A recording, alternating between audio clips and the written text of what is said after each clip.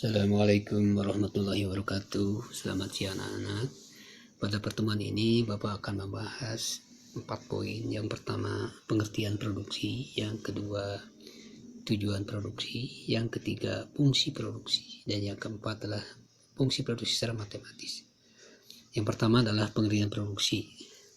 Produksi adalah kegiatan menambah nilai guna suatu benda atau menciptakan benda baru sehingga lebih bermanfaat dalam memenuhi kebutuhan hidup. Jadi artinya di sini barang yang diserang itu diproduksi dengan barang yang ada sehingga barang itu mempunyai nilai guna yang lebih baik bagi kebutuhan kita. Kemudian yang kedua, tujuan produksi. Di sini tujuan produksi itu dibagi 3. Ada yang secara umum adalah memenuhi kebutuhan manusia untuk mencapai kemakmuran. Ya, jadi kita itu dalam memenuhi kebutuhan selama kita masih hidup itu butuh dengan benda dan barang. Kemudian tujuan produksi dilihat dari produsen adalah meningkatkan keuntungan dan menjaga kelangsungan perusahaan atau kesinambungan perusahaan. Yang ketiga, tujuan produksi dilihat dari konsumen adalah menyediakan berbagai benda pemuas kebutuhan. Nah, itu tujuan produksi yang Bapak jelaskan tadi itu. Kemudian yang ketiga adalah faktor-faktor produksi. Ada 4. 1, ada alam.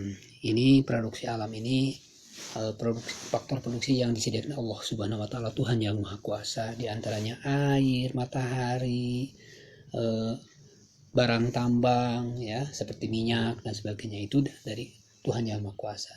Yang kedua, tenaga kerja. Ini terbagi menjadi garis besarnya 2, tenaga terdidik dan tenaga tidak terdidik atau tidak terlatih. Nah itu. Kemudian menurut sifatnya dibagi 2, tenaga rohani dan tenaga jasmani. Yang ketiga, modal atau kapital. Ini umumnya benda hasil produksi yang digunakan untuk proses produksi selanjutnya. Nah itu ya, modal itu pembagiannya bisa modal sendiri, bisa modal asing ya. Kalau bentuknya bisa modal konkret nyata atau abstrak yang tidak nyata. Atau kepemilikannya modal itu dibagi 2, individu atau modal umum ya. Dan terakhir sifatnya modal itu menjadi modal tetap dan modal lancar. Jadi modal tetap itu gedung, mesin. Kalau yang modal lancar itu berupa uang. Yang terakhirlah keahlian ya. Ini menyangkut sumber daya manusia ya. Ini menyangkut seorang wirausaha, pengusaha. Keahlian seorang dalam mengkoordinasikan dan mengelola faktor produksi yang 4 tadi. Terakhir adalah bagaimana faktor produksi secara matematis. Di sini ada seperti fungsi produksi ya.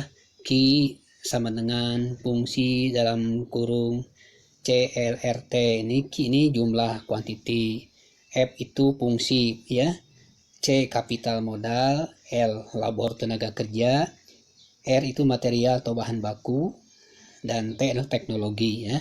Kemudian ditambah lagi MP produksi marginal, produksi tambahan, AP produksi rata-rata, kemudian TP produksi total, dan yang terakhir tenaga kerja. Kemudian tanda seperti ini adalah perubahan artinya.